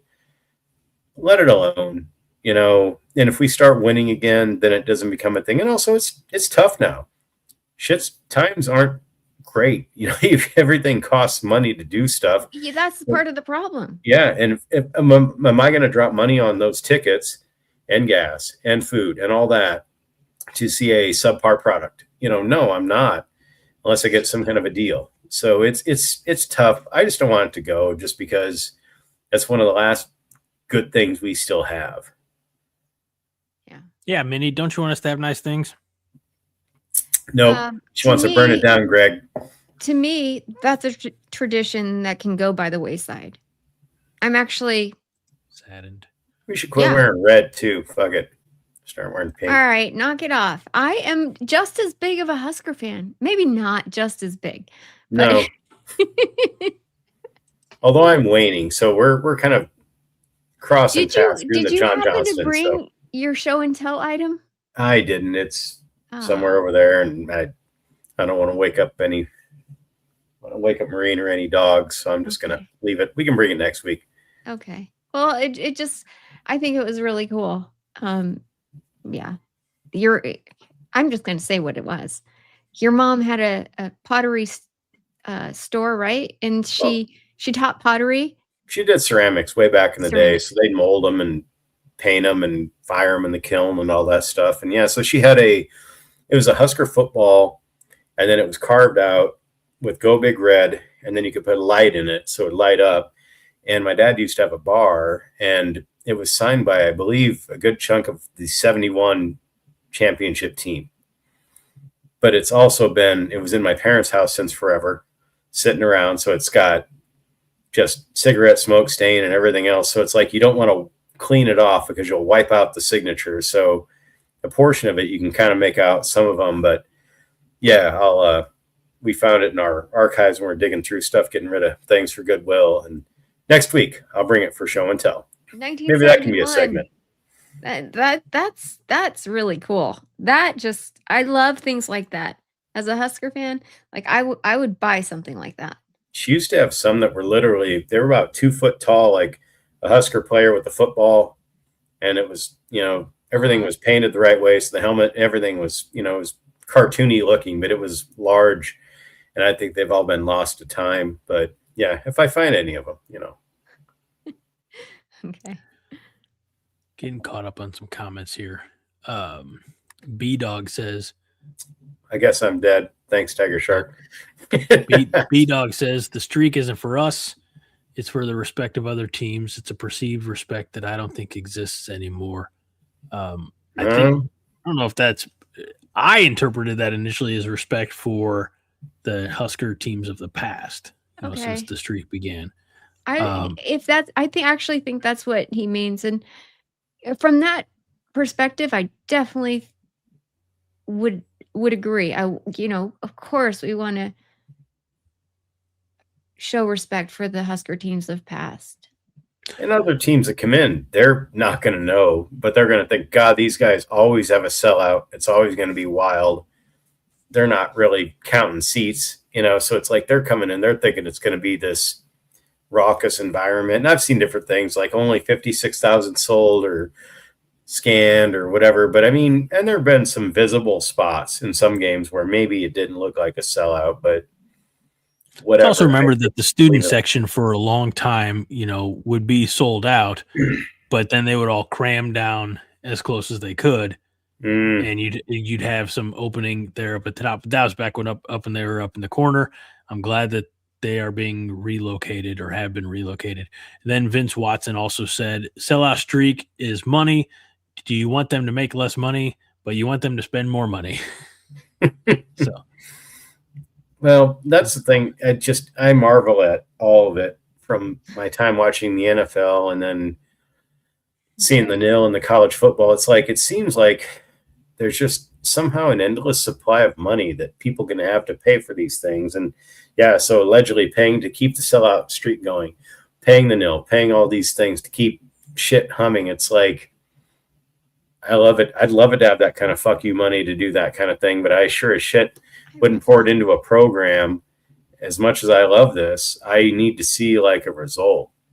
You know, I'm not giving you 10 million unless you put my name on the sideline next to Osborne's. It's like, because I don't know if my 10 million is going to buy us the great quarterback in the line or whatever, and they're going to leave in a year. So it's tough. It's tough to quantify how to make this work in the framework of you throw the money in, but where does it go? Did you guys probably saw the thing about Troy Aikman and how he said he's not giving to UCLA anymore? He gave a giant donation to him, and they got some. It wasn't Nico. It was another quarterback before him, and they got this guy. He kicked in all the money. They got him, and then the guy freaking transferred. Not the one that kind of like more or less traded to Tennessee. I don't know if it was before that. It was somebody before the thing, I think, and it was just like, and he said, "I'm done with this because I have no clue if the guy's going to stay." That's what the problem is. This money maybe, is.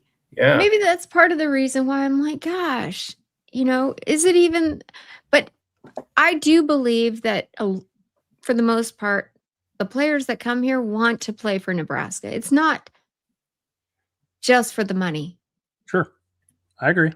And that's on the staff to instill that, you know, really get that in their heads. And I believe it too. And I hope it's true.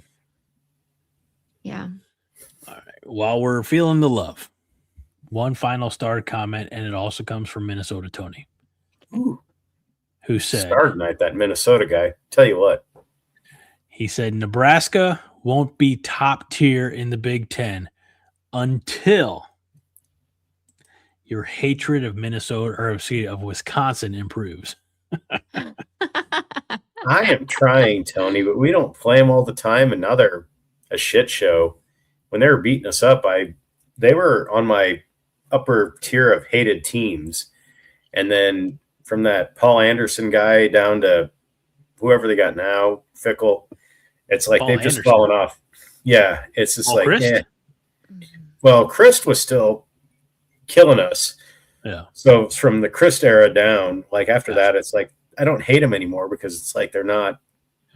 I don't like them, you know.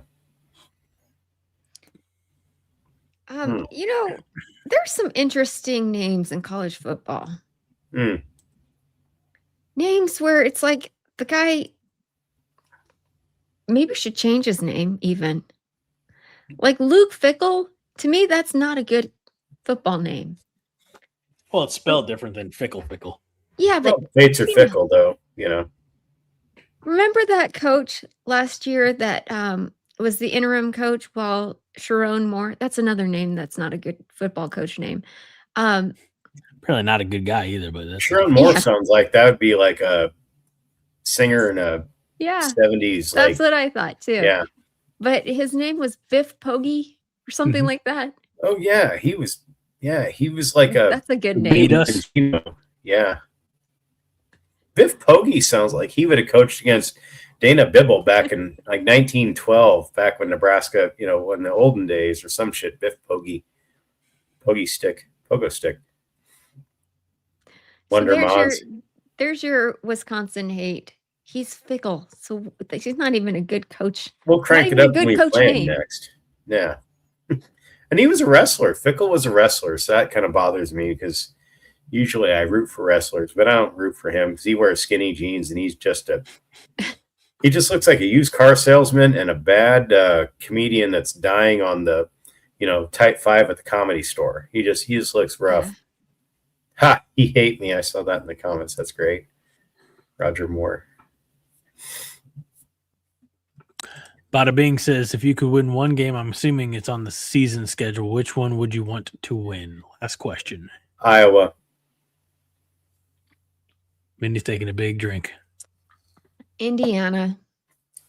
If it was just one game, just one, punch him in the mouth. Punch. What about you, Greg? It's tough. There's so many, like, I don't want to not name a single team.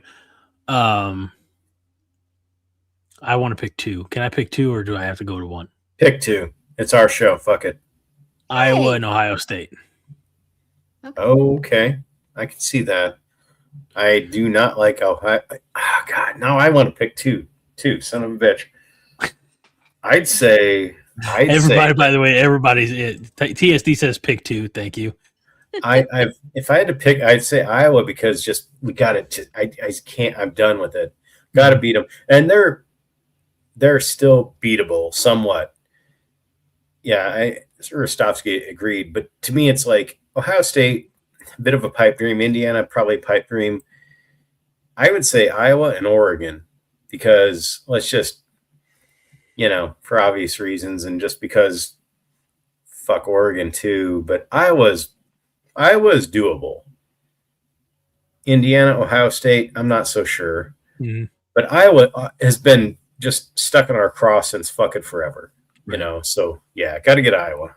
Bada Bing, by the way, who posed the question, says Indiana all day. I was there 2 years ago, and they're the worst fans besides Colorado fans. I had a friend there that I grew up with him. He went to high school with me, and him and his wife have been there for 20 years. They're outside Indianapolis or whatever, but they went to the game and they said the fans were just brutal, just ripping them to shreds. And I was like, that reminds me of K-State bullshit when they finally beat us, and it's like, I remember my first beer too, it's like that type of, it's that type of energy that just pisses me the fuck off. Like a Colorado fan, like Kansas, when they finally beat us, way back, it's like, and I get it. It's the primal scream. You finally got the fucking bad guy in the Empire and you smoked him, but act like you've been there, but they hadn't been there, so they don't know how to fucking act. Vin says, Illinois have to get over the hump, and Bert is a big hump. Yeah, it'd be nice if Bert was a big old grease stain on the pavement when we were done. Yeah, he's a big guy. Yeah, yeah. Speed bump. Speed Bert. So, Indiana knocked that fucking smirk off Signetti's face. Yeah. I like Signetti, though. Oh, my gosh. Oh, well, now who is a turncoat? At least I like just one coach and the way he coaches. I didn't say that I like PJ. I didn't say that I like Ferenc and how they're all humans and have puppy dogs and rainbows and sunshine are nice people. I don't know, Fred. I don't know if I can go with you on this one. It's that's all right. Sounding a little too much like Minnie right now. You don't have to agree in lockstep. It's all right. I like the cut of Signetti's jib. I gotta admit, take a drink, Signetti. Said it again, Signetti. Fuck it. Fred has a crush. A minor crush. I mean, his last name ends in a vowel, so we're kind of like family at this point. My last name ends in a vowel. Yeah, but you're not never one of heard us. You say anything that nice about me. You're not one of those. You're not one of those swarthy Italian types, Greg. I'm sorry. You're a Croatian or whatever you are. That's a good question. Greg, who is your football crush? Nate Swift. Who? Nate Swift. Outside of the Huskers. There is none.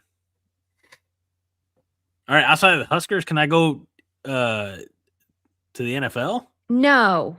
No. Then no, none. Let them all catch the plague. Wow, look at Greg pushing the plague. Didn't even make that rhyme. Holy shit.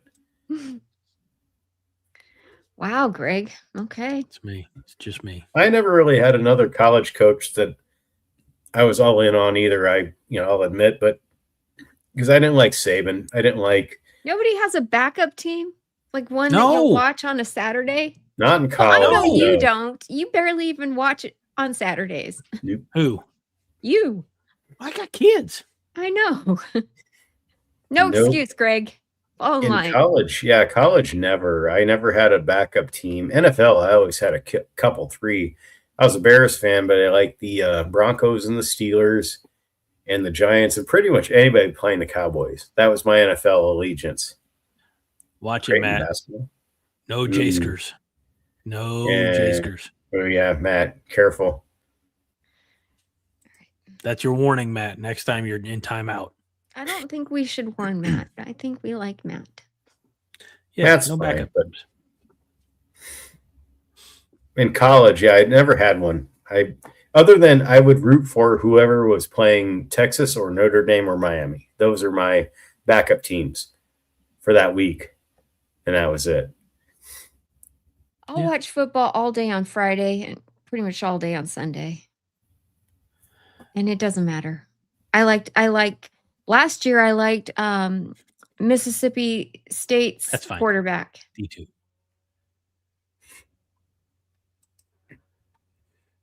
I mean, I'd like different players, of course, you know. Yeah, but you know what I mean? It's like they're exciting to watch. They make the whole team better.